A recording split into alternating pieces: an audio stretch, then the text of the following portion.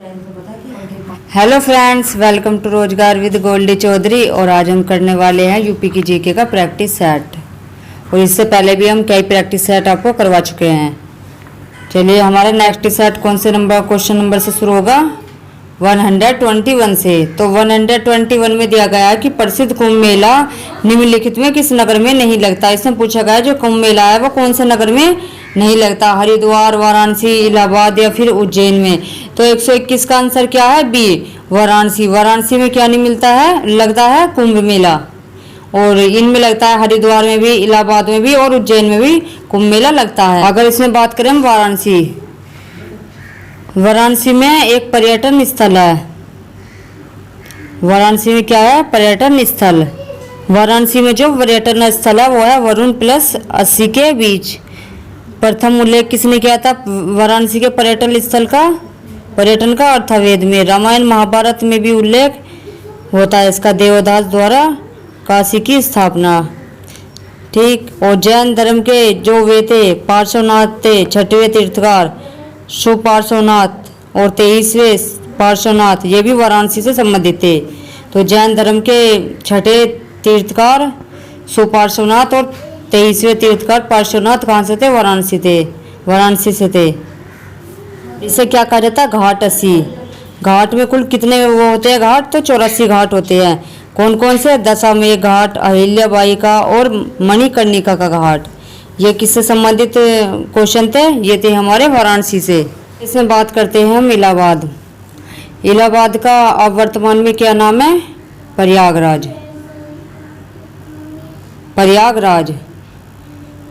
ये प्रयागराज का जो हाई कोर्ट है वो कहाँ पर है? इलाहाबाद में, जिसकी खंडपीठ कहाँ है? लखनऊ में।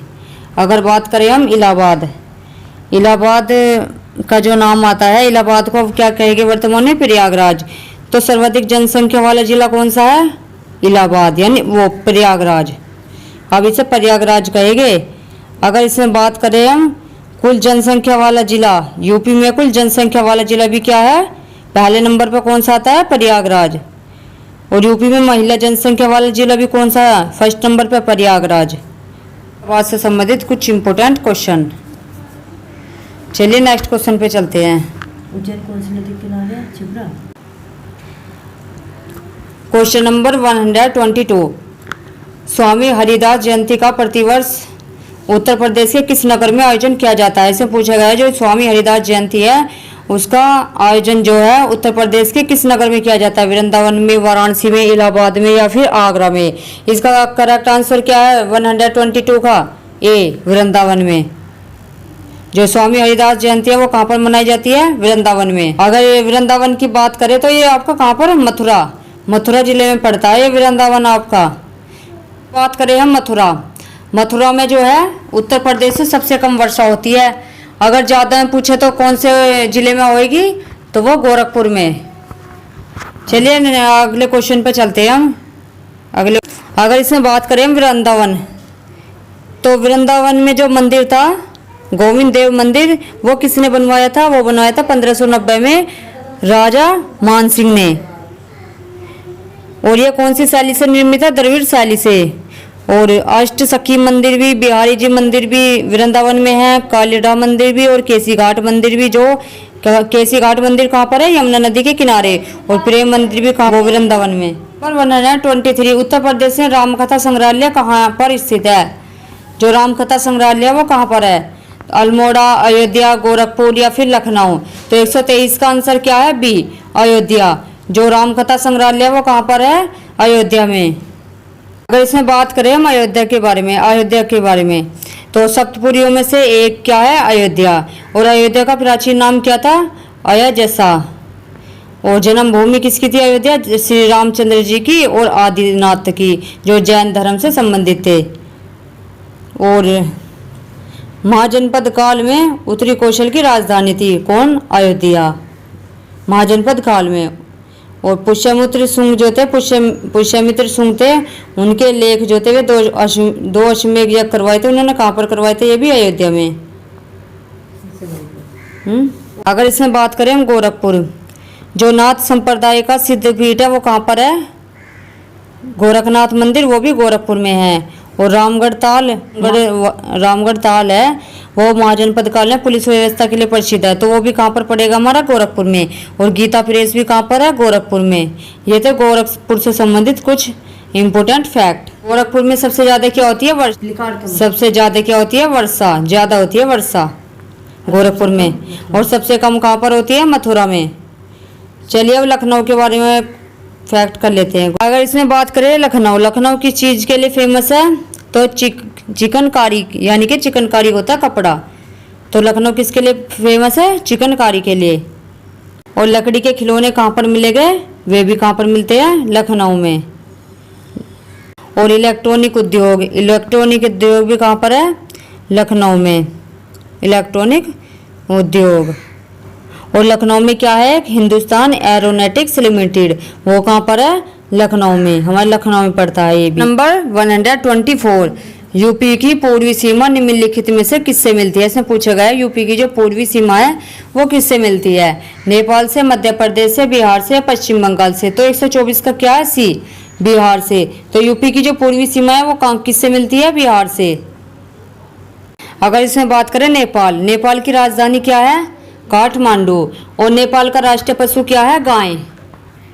और वृक्ष का क्या नाम है नेपाल के, पीपल। और भाषा नेपाली। और नेपाली में कुल कितने प्रांत है, 7। कितने प्रांत है नेपाल में, 7 प्रांत है। अगर इसमें बात करें पर्वत चोटी कौन सी है इसकी, नेपाल की, माउंट एवरेस्ट। और राष्ट्रीय नदी क्या है, कर्णाली। और राष्ट्रीय खेल वॉलीबॉल है। इसमें बात करें संसद का नाम, तो नेपाल की संसद का क्या नाम है, राष्ट्रीय पंचायत। क्या नाम है नेपाल की संसद का, राष्ट्रीय पंचायत। चलिए मध्य प्रदेश के बारे में बता देती हूँ कुछ। तो मध्य प्रदेश की राजधानी क्या है, भोपाल। मध्य प्रदेश की राजधानी है भोपाल। अगर इसमें बात करें बिहार की राजधानी क्या है, पटना। बिहार की राजधानी है पटना। और पश्चिम बंगाल की क्या है, बात करें पश्चिम बंगाल, तो पश्चिम बंगाल की राजधानी क्या है, कोलकाता। नंबर 125, उत्तर प्रदेश को कितने प्राकृतिक भागों में बांटा जा सकता है, 2 में, 3 में, 4 में, 5 में। तो 125 का करेक्ट आंसर क्या है, ए, 2 में। तो उत्तर प्रदेश को कितने प्राकृतिक भागों में बांटा जा सकता है, 2 में। क्वेश्चन नंबर 126, के उत्तरी भाग को कौन से देश की सीमा स्पर्श करती है। जो उत्तर प्रदेश का उत्तरी भाग है उसको कौन से देश की सीमा स्पर्श करती है, चीन की, बांग्लादेश की, नेपाल की, या फिर पाकिस्तान की। तो इसका करेक्ट आंसर क्या है, 126 का सी, नेपाल। चलिए इसमें बात करते हैं हम चीन की। तो चीन की राजधानी का क्या नाम है, बीजिंग। बीजिंग किसकी राजधानी का नाम है, चीन की। चीन की राजधानी का नाम है बीजिंग।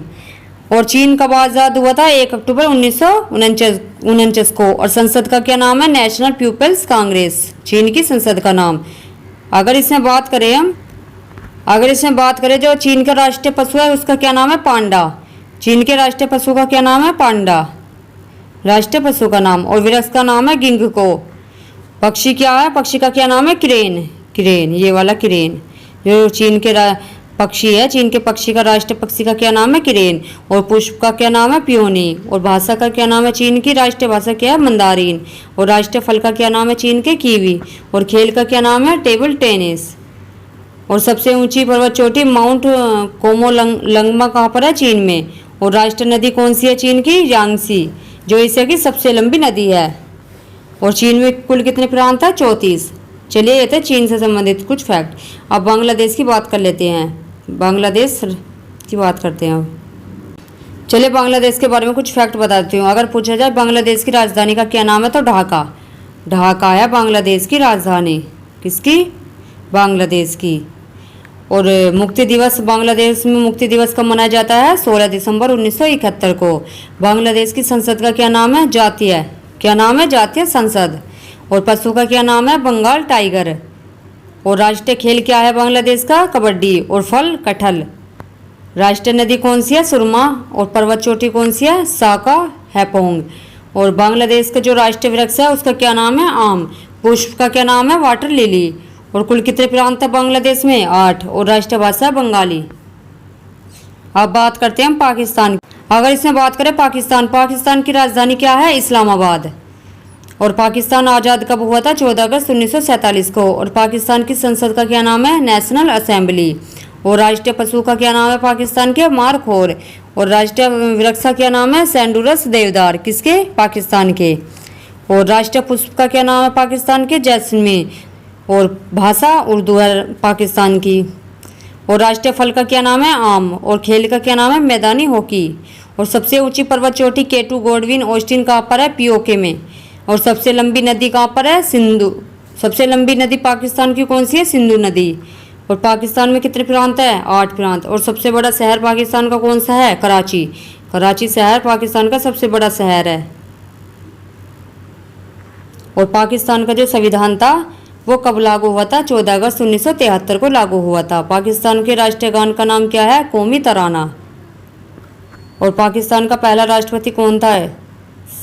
सिकंदर मिर्जा। दोबारा बोलो। और पाकिस्तान वो किसने दिया था? तो रहमत अली ने दिया था 1940 में। चलिए अब नेक्स्ट क्वेश्चन करते हैं इससे अलग। Question number 127। उत्तर प्रदेश में स्थित अयोध्या नगर किस नदी के किनारे? इसमें पूछा गया जो अयोध्या है वो किस नदी के किनारे है? गंगा के, गोमती के, सरयू के या फिर यमुना के? तो 127 का आंसर क्या है? सी, सरयू नदी के किनारे। अयोध्या किस नदी के किनारे है? सरयू नदी के किनारे। अगर इसमें बात करें गंगा नदी के किनारे कौन सा नगर है हमारा? शहर कानपुर। कानपुर। और गोमती नदी के किनारे कौन सा है हमारा? गोमती नदी के किनारे हैं लखनऊ। लखनऊ गोमती नदी के किनारे। और यमुना नदी के किनारे क्या है? आगरा।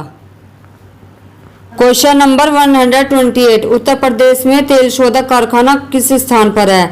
मथुरा में, कानपुर में, गाजियाबाद में या फिर आगरा में? तो इसका करेक्ट आंसर क्या है? 128 का मथुरा में।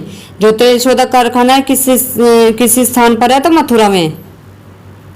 अगर इसमें बात करें मथुरा की बात करें तो मथुरा सूरसेन की राजधानी थी। किसकी थी? सूरसेन की राजधानी थी मथुरा। सूरसेन की।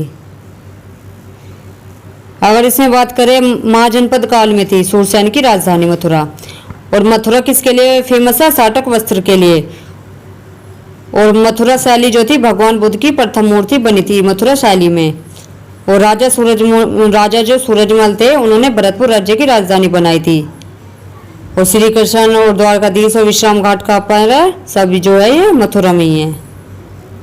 अगर इसमें बात करें कानपुर तो कानपुर किस किस चीज के लिए फेमस है?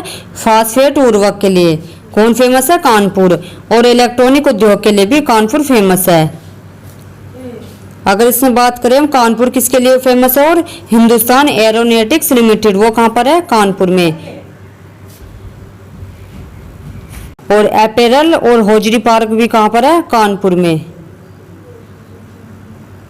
और प्लास्टिक सिटी किसे कहा जाता है? ये बहुत आता है कि प्लास्टिक सिटी किसे कहा जाता है? तो प्लास्टिक सिटी कहा जाता है कानपुर को। Plastic city. अगर गाजियाबाद की बात करें गाजियाबाद किसके लिए फेमस है? टेरी टावेल के लिए। तो टेरी टावेल के लिए कौन फेमस है?